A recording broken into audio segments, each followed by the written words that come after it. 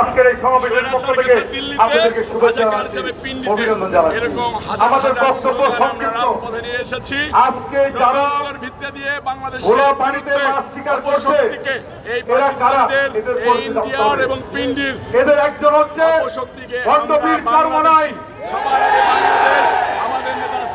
এই ভণ্ডবীর চরমনাই গত 2 বছর আগেও শেখ মুজিবের নাম বলতে বলতে গলা শুকিয়ে ফেলতে মহানগর বিএনপির সাবেক সফল আহ্বায়ক বীর মুক্তিযোদ্ধা জনতা মির্জা আব্বাস আমাদের মাঝে উপস্থিত আছেন। ঢাকা মহানগর দক্ষিণ বিএনপির সাবেক সভাপতি সাবেক ছাত্রনেতা হাবিবুল নবী খান সোহেল, বিএনপির যুগ্ম মহাসচিব আব্দুল সালাম আজাদ, বিএনপির ছাত্র বিষয়ক সম্পাদক রফিকুল ইসলাম, রাকিবুল ইসলাম, বকুল ভাই আমাদের মাঝে উপস্থিত আছেন।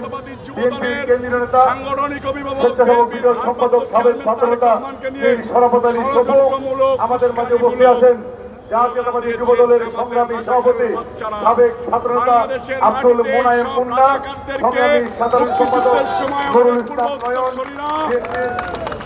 সংগ্রামী যুগ্ম মহাসচিব সাবেক খায়রুল কবির খোকন, বিএনপির স্বাস্থ্য বিষয়ক সম্পাদক ডাক্তার রফিকুল ইসলাম রফিক, ঢাকা মহানগর উত্তর বিএনপির সংগ্রামী আহ্বায়ক